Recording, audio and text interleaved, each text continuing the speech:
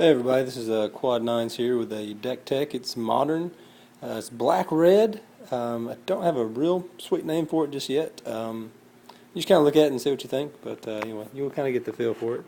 My land base is a little different. I don't have like the blood crypts or anything. I'm waiting to see if they get reprinted before I sink into them. And to be honest, I don't really need them that much. But got 2 of the filter lands and the Graven Cairns, 4 Black Cleave Cliffs, 4 Dragon Skull Summits, running 7 basic swamps, 1 mountain.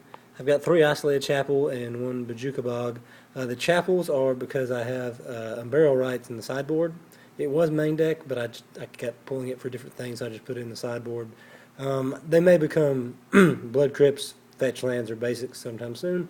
Like I said, I'm just still messing around the lands. I think I've got 22 total.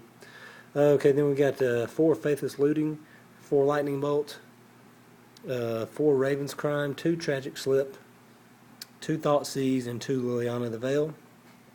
Over here's some of the creatures. 4 Bloodghast, 3 Dross Messengers. I've got 2 Grave Crawlers and 1 Iona's Prowler, which is another discard outlet for me. And why would I want to discard, you say? Well, I've got this card here, Goro's Vengeance.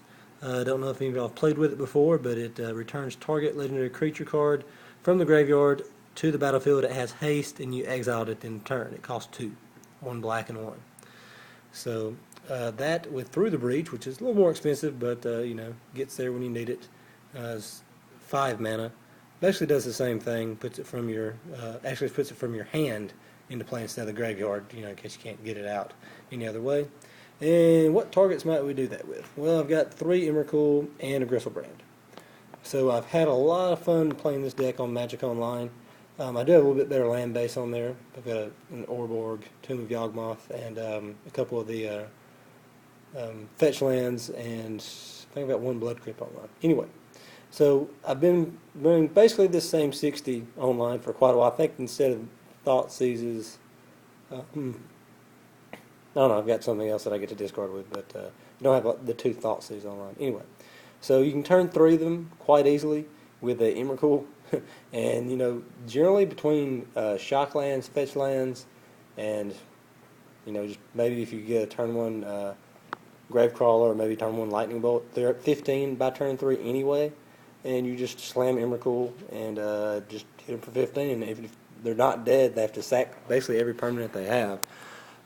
Also, Gristlebrand, I've had a lot of luck with him too, because he's got the lifelink. So if you just find him, just him.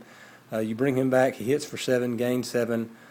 Before you exile him, you draw 14. Sounds pretty good. And if you can't find ways to win after drawing 14 cards on turn 3, then you're probably don't need to play this deck. I just don't know what to tell you. But anyway, sorry about my voice, been a little sick lately.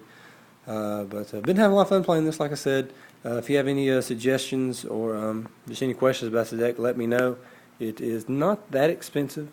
Compared to some modern decks. I mean, the Emrakuls were a little bit like this card up here is like $2 or $3. They're not really easy to find, but they're not hard either.